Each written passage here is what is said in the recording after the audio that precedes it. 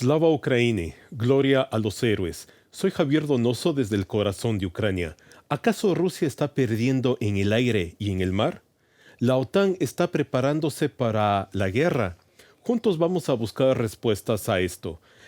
Esto es Análisis Detallado. En este programa hablamos sobre los sucesos actuales de Ucrania y el mundo. Recuerda que puedes ayudar en nuestra lucha. Tu actividad en nuestro canal lo promueve. Pon dedo arriba en este video, deja un comentario debajo y comparte nuestro contenido en tus redes sociales. No olvides suscribirte. Somos UATV Español. Nos puedes encontrar en Facebook y YouTube.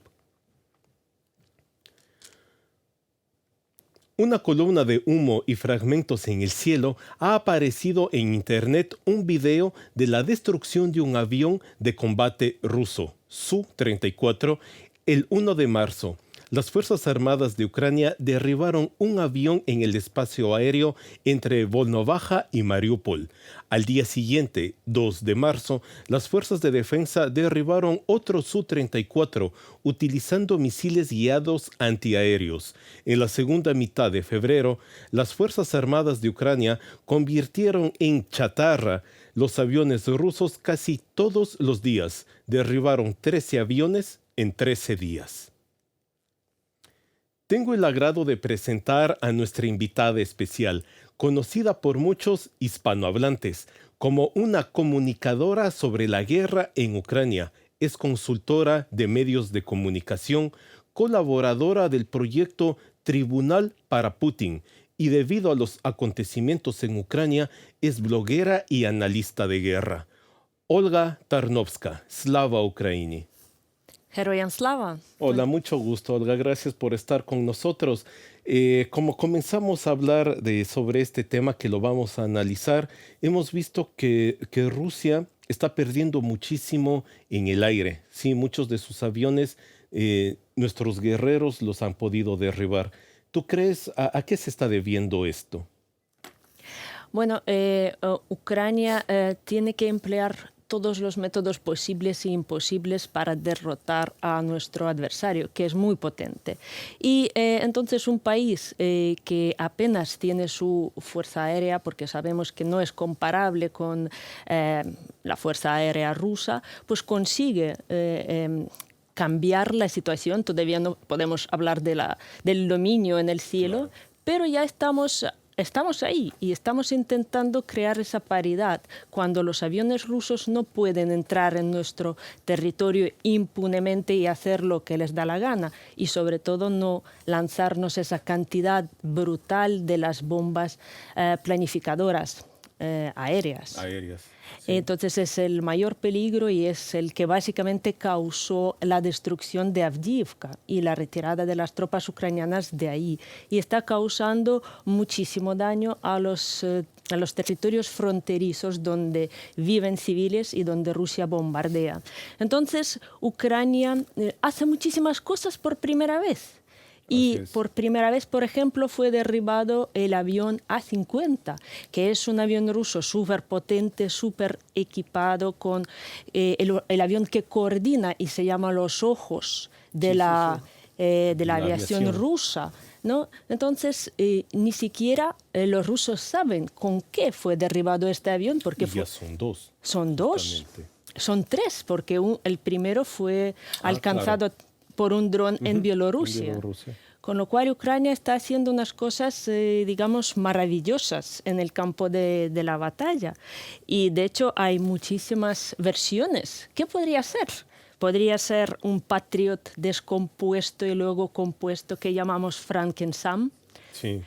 Son los aviones F-16 que ya están usando nuestros pilotos en sus ejercicios en algún país fronterizo, que entra y hace este tipo de trabajo. O incluso hablan de los aviones americanos F-35, que puede ser casi invisible para la aviación rusa. Entonces, hay varias opciones que se pueden aplicar, incluso los sistemas antiguos soviéticos modernizados S-200, ¿vale? Con lo cual, eso es muy bueno lo que está haciendo Ucrania, porque al eliminar este tipo de puntos de comando. Es un punto de comando que está en el aire y está supervisando no solo el combate aéreo, sino también los objetivos terrestres. Los que están en tierra para que se pueda movilizar la artillería. Para dirigir la artillería, los aviones, los helicópteros, todo. Y si Rusia no tiene mucha capacidad, porque ya no quedan tantos aviones A-50, ya no pueden estar siempre en el aire. Y ya Rusia pierde ojos, pierde alcance, pierde la perspectiva y Ucrania se acerca al objetivo que a todo el mundo preocupa, el puente de Crimea. De Crimea, claro. Y ahora también tomemos en cuenta de que esto, lo que tú estás comentando, de estos grandes aviones, más que todo de los A-50, como tú lo dijiste, que son los ojos que lo están viendo todo desde arriba. Pero estos aviones también son de una tecnología, digamos, soviética, sea como sea. Pero ¿cuánto le cuesta a Rusia un solo avión? O si es que tiene aún más en algún almacén por ahí guardado, si es que todavía son funcionales o no. Bueno, Rusia siempre, como dicen ahí, tira pegotes, que son armas únicas en el mundo. Pero en realidad este avión es, creo que Il-76, un avión soviético modernizado y equipado. Pero, por supuesto, no puede compararse con los sistemas occidentales. Claro. Y aunque esté muy bien, tiene muchísimas cosas ahí dentro útiles para el combate, pero como vemos es vulnerable. Incluso Ucrania, que no tiene ningún, digamos, potencial tecnológico de la última generación, puede con estos aviones. Hacer. No se sabe el cómo comenzamos hablando, pero se está teniendo unos grandes resultados ahora en el aire. Y lo que tú querías comentar, esto del puente de Crimea.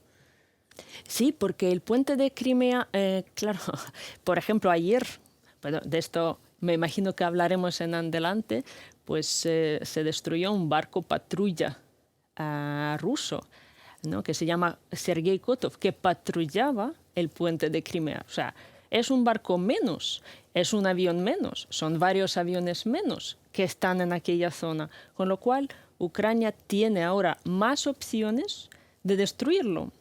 Claro. Y esto va a ser un punto, digamos, de orgullo que vamos a pisotearle a Putin, porque el puente es un fetiche para él, un puente de Crimea. No, que es algo que desde el primer ataque que hubo el año pasado, fue algo que impresionó mucho a todos, y más que todo a él. O sea, yo creo que fue algo que le llegó en su sentimiento el puente de Crimea. Pero bueno, mira, vamos a continuar un poquito. Mientras Rusia aumenta activamente la presencia de su aviación en el este de Ucrania, el ejército ucraniano destruye con éxito los aviones enemigos. Invito a ver el siguiente material. El entrenamiento profesional de los militares ucranianos por parte de las unidades de defensa aérea y los medios técnicos adicionales de Occidente permitieron destruir eficazmente los aviones enemigos, destacó el presidente de Ucrania, Volodymyr Zelensky. En cuanto al A-50 y otros aviones enemigos, esto en cualquier caso es el resultado de nuestra alianza entre Ucrania y nuestros socios. Sería muy difícil para Ucrania sin una alianza con ellos, y en algunas zonas es imposible defender su estado. Si este avión opera sobre el territorio temporalmente ocupado de Ucrania, utilizamos armas de socios internacionales, y si es en otras direcciones, utilizamos armas ucranianas. Para destruir la aviación rusa, el personal militar ucraniano también utiliza sistemas S-200 modernizados. Los expertos militares creen que el número de ataques contra aviones rusos seguirá aumentando en calidad. De hecho, además de los sistemas soviéticos, las Fuerzas Armadas de Ucrania están armadas con sistemas occidentales de misiles de largo alcance, Patriot, SEMP-T y el sistema híbrido Franken-SAM. Febrero del 2022, el comienzo de una invasión rusa a gran escala de Ucrania. En este momento, la flota del Mar Negro de la Federación Rusa tenía 74 barcos. El enemigo planeaba un desembarco en Odessa y otras operaciones a gran escala en la costa. Moscú ha declarado que el Mar Negro es una zona de interés exclusivo de Rusia, pero con el tiempo las fuerzas navales de la Federación tuvieron que abandonar estos planes ambiciosos y ponerse a la defensiva. Según la Dirección de Comunicaciones Estratégicas del Estado Mayor de las Fuerzas Armadas de Ucrania, el ejército ucraniano utilizó 1/3 de los barcos rusos. Vemos que Rusia, como estábamos hablando, ha tenido muchísimas bajas en el aire, ¿sí? Y ahora justamente lo que habíamos comentado antes de ver este material son las bajas en el mar. No solamente este barco que lo comentaste anteriormente, que fue el Kotov que se lo hundió, sino ya son muchísimos, como el super barco que fue hundido igual el año pasado, sí, el Moscú. Ah, ¿Qué se puede comentar sobre los avances navales que tenemos actualmente? Bueno, como para un país que no tiene su flota marítima, Ucrania está destruyendo la flota rusa ya de toda la cantidad de barcos grandes, digamos, que eran 75 y 80, pues ya llevamos más de 20. Con lo cual tenemos ya el tercio de la flota rusa destruida o dañada. Claro. Y esto es una gran ventaja para Ucrania. No supone, digamos, un punto de inflexión en la guerra, ¿vale? Porque la flota es la flota.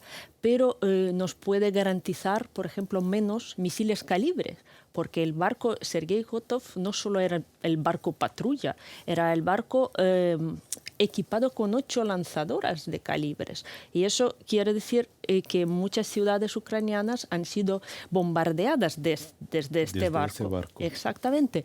Y es la tercera vez que Ucrania ya atenta contra el barco Sergei Kotov, ¿no? Él ya fue dañado en 2 ocasiones más, pero a la tercera va la vencida. Claro, y lo hemos conseguido. Al fondo del mar. Al fondo del mar.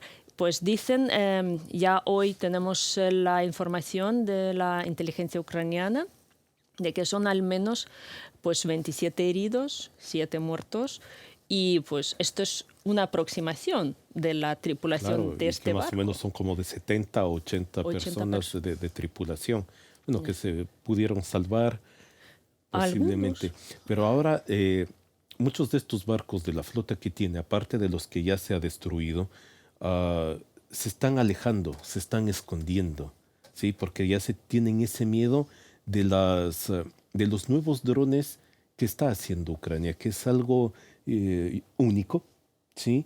Los drones marinos, los Shahed, que también se los puede decir así, ucranianos. ¿Cómo nos está ayudando esto en el mar? Pues esto nos está ayudando muchísimo, porque Ucrania es el país que desarrolló ya el último drone que participó en este ataque, es el drone Magura 5. O sea que ya es la 5ª versión modernizada del dron Magura de la fabricación ucraniana. Y no solo tenemos tenemos el Mamai, tenemos el Sea Baby, aunque no es tan baby porque puede llevar hasta 1000 kilos de explosivos. Con lo cual Ucrania está modernizando, perfeccionando todo ese equipamiento y vemos que es muy eficaz, porque ya emplean diferentes tácticas de ataque, ¿no? Esta vez, por ejemplo, dicen que al menos han sido 5 drones que rodearon desde diferentes azimuts. Exactamente, porque el barco sabía que lo estaban atacando. Y la gente, o sea, estaba preparada, pero no pudieron hacer nada desde un barco tan potente, armado. Es un barco moderno que fue lanzado al mar hace unos años. Claro. Entonces, y Ucrania está superando a esa, digamos, potencia marina rusa. Y es una, como tú has dicho muy bien, les da miedo. O sea, les da miedo salir de los puertos seguros. Y entonces muchísimos barcos están simplemente guardados en algunas bahías del Mar Negro. O tal vez para el Mar de Azov. O Mar de Azov. Pero para hacer un ataque con calibres necesitan salir al mar abierto. Y eso es lo que les da miedo.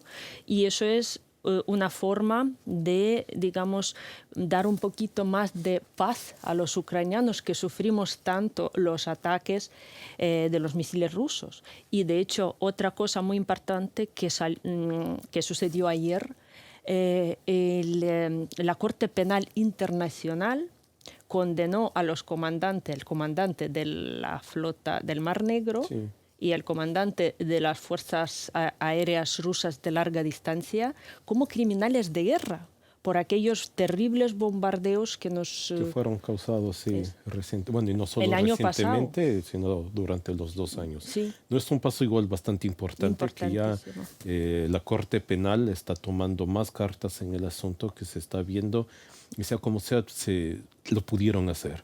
Porque igual tomemos en cuenta que, por ejemplo, Putin ya tiene, igual casi desde que comenzó la guerra, también está con orden de arresto en muchísimos países del mundo. Sí. Pero claro, él no se arriesga a salir y no se lo puede capturar tan fácilmente. Es una parte bastante importante, regresando a esto del mar, la protección que nos está dando nuestra gran flota, digámoslo así, en el comercio, ¿verdad? Ucrania está haciendo un gran trabajo en cuestión de exportación y lo logró hacer. Se está exportando muchísimos cereales a través del corredor marítimo. ¿Esto también nos ayudan los drones? Por supuesto, porque Rusia bloqueó al principio todo el tránsito comercial en el Mar Negro, y Ucrania se quedó bloqueada sin poder sacar su trigo y sacar otras materias que exportamos, y con esta operación con los drones ucranianos hemos podido garantizarnos una vía segura y hemos vuelto ya a la exportación casi al mismo nivel que hemos estado antes de la guerra.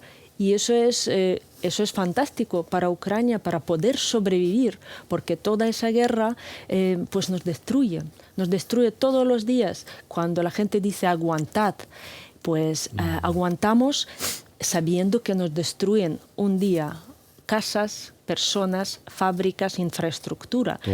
Todo. Entonces, no sabemos cuánto vamos a aguantar y necesitamos un poquito de seguridad económica, un poquito de estabilidad para seguir adelante. Claro, justamente. Y ya que tú topas este tema, vamos a continuar. La seguridad en el Mar Negro es una de las prioridades actuales. Se destaca la importancia de la cooperación entre los países de la región del Mar Negro para frenar el comportamiento agresivo de Rusia y ayudar a Ucrania. Como Rumania, Bulgaria y Turquía están fortaleciendo la seguridad en el Mar Negro. Veamos la siguiente nota. La región del Mar Negro es un área geográfica única porque es un vínculo de conexión entre Europa y el Cáucaso y Asia Central, y solía ser un lugar de prosperidad y paz. Tras el inicio de la guerra a gran escala de Rusia contra Ucrania, la seguridad en el Mar Negro se ha convertido en una prioridad, afirmó la ministra rumana de Relaciones Exteriores, Luminița Adobescu, en un foro diplomático en Antalya. Pidió a Turquía, Bulgaria y Rumania que fortalezcan las medidas de seguridad en la región del Mar Negro. Junto con nuestros socios en la región estamos haciendo todo lo posible para ayudar y apoyar a Ucrania. Uno de estos esfuerzos está relacionado con el tránsito de cereales y productos agrícolas a través de Rumania. Es importante continuar nuestra cooperación porque Bulgaria, Turquía y Rumania, que son miembros de la OTAN. Y también es importante frenar el comportamiento agresivo de Rusia en la región y trabajar juntos para encontrar una mejor solución, ayudando a Ucrania y a otros socios vulnerables como Moldova y Georgia. El 11 de enero del 2024, Bulgaria, Rumania y Turquía firmaron un memorando sobre el Grupo Naval de Acción contra las Minas en el Mar Negro. La iniciativa tiene como objetivo hacer que el transporte marítimo sea más seguro, también para los barcos que transportan carga desde Ucrania. El Comité del Grupo Naval de Lucha contra las Minas en el Mar Negro, formado por comandantes de las armadas de los 3 países participantes, será responsable de llevar a cabo las operaciones de lucha contra minas. La OTAN actualmente está haciendo ejercicios militares en Finlandia, en Noruega. ¿Qué nos está diciendo esto? Tal vez es lo mismo que dijo en su momento Putin, de que va a hacer ejercicios militares y terminó en una guerra contra Ucrania. Bueno, a Ucrania, a los ucranianos nos gustaría que nos apoyara la OTAN en esa guerra, pero yo creo que es una señal que la OTAN, una señal muy clara y muy contundente que la OTAN quiere dar a Putin, porque son los mayores ejercicios desde la Guerra Fría, ¿vale? Los ejercicios del mismo tamaño pues han tenido lugar en el año 88, todavía con la Unión Soviética delante, y ahí participaron 125.000 militares de los países de la OTAN. Ahora son 90.000. También de todos los países de la OTAN, y ahora estamos en la fase que se llama Nordic Response, que es los países nórdicos. Y lo bueno de estos ejercicios, que es una parte, allí participan como 20.000 militares de los países nórdicos, es la participación de Finlandia. Claro, como nuevo miembro de la OTAN. Y Suecia, que todavía no es miembro de la OTAN, pero ya está ahí. Entonces, Rusia tiene que ver que si ellos empiezan a tirarse faroles, subiendo apuestas, ahí estará la OTAN haciendo su parte. Y es muy bueno porque Finlandia es un país que se preparaba para la guerra con Rusia. Es un país que fue invadido por Rusia en el año 39 y tras una terrible guerra, pues sufrió mucho. Entonces, todos los países que saben lo que supone Rusia y que son países bálticos, no países como Finlandia, y los vecinos, están alerta y están intentando aumentar su propio potencial militar, tanto los países como Estonia, que por ejemplo hacen búnkers, 600 búnkers a lo largo de la frontera. De la frontera, claro que sí. Y es lo que Rusia ha conseguido movilizar a la OTAN, ha conseguido movilizar a Europa, que Europa ahora no se siente muy segura por las cosas, pues algunas declaraciones de Trump, que podría ser futuro presidente de los Estados Unidos, que dice que ya sabemos cómo es, ¿no? Que va a animar a Rusia a atacar. Por supuesto, no lo va a hacer, pero esto crea una reacción, y es una reacción, digamos, sana, que llega muy tarde, porque debería haber llegado con la invasión rusa a Ucrania, ¿no? Claro que sí.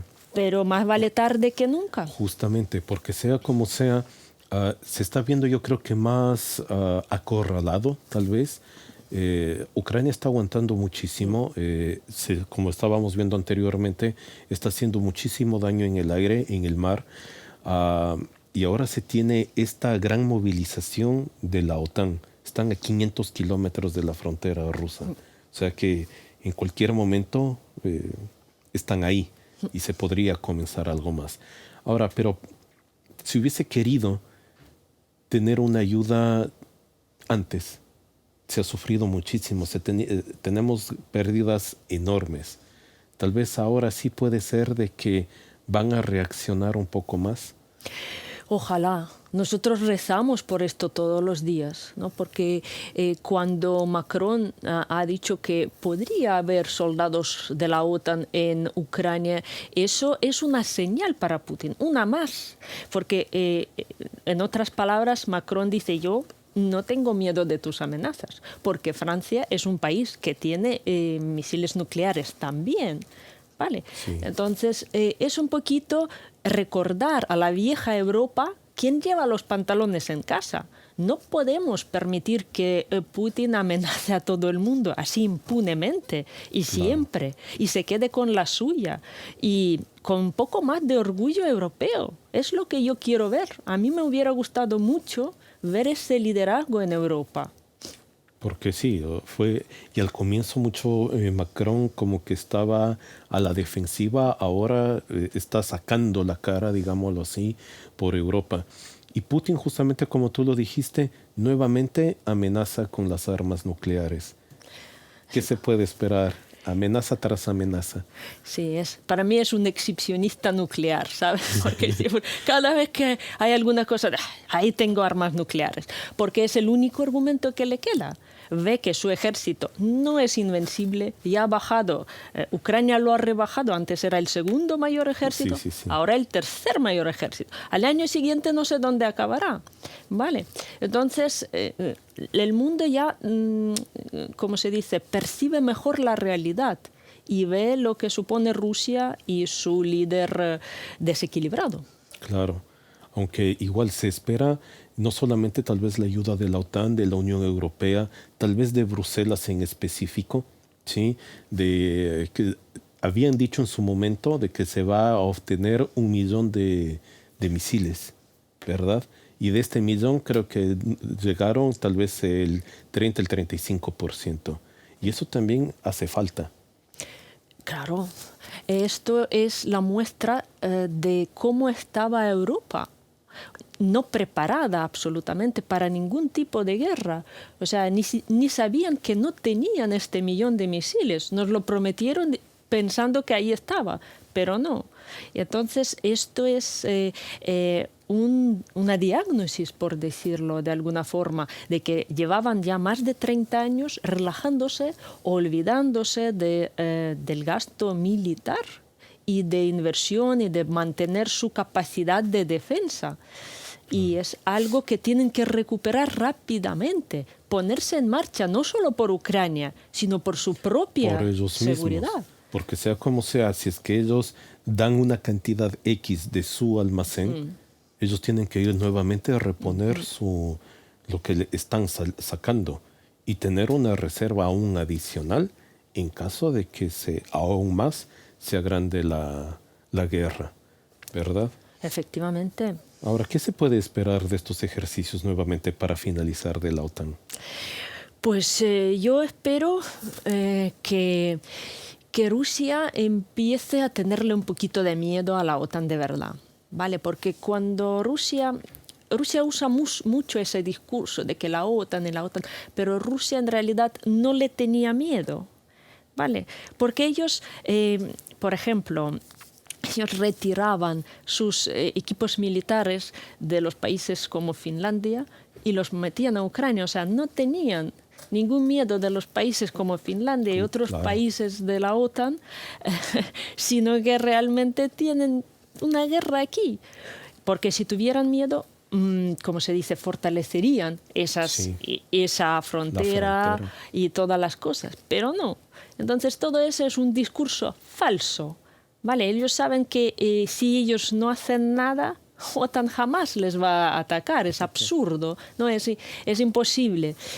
Y es un discurso muy manipulador y muy dañino para Ucrania, ¿no? Porque ahora siempre hay Scholz, ¿no? Que tiene más miedo que un conejo en esa guerra. Y cada vez, y su parlamento ya tomó una decisión de la entrega de armas a Ucrania, de armas de los misiles de larga distancia, ¿no? Y él todavía no se atreve a hacer este paso. No se atreve porque dice, es que no queremos entrar en la guerra. Pues ya estás en la guerra, ya nos has dado Leopards, nos has dado Patriots, nos has dado muchos sistemas. Cosas. O sea, ya son parte de la guerra. Claro. Entonces, una cosa más, una cosa menos, pero siempre se va a usar este argumento para manipular y para justificar inacción. Así es, así es. Bueno, Olga, te agradezco muchísimo que nos hayas acompañado. Espero que que puedas venir una vez más. Por supuesto. Muchas gracias. Gracias a ustedes y venceremos. Así será. Bueno amigos, vamos a finalizar este programa. Dejen sus comentarios desde qué país nos están viendo y qué temas les gustaría que desarrollemos por este medio. Recuerden, Ucrania es fuerte y haremos de todo para vencer.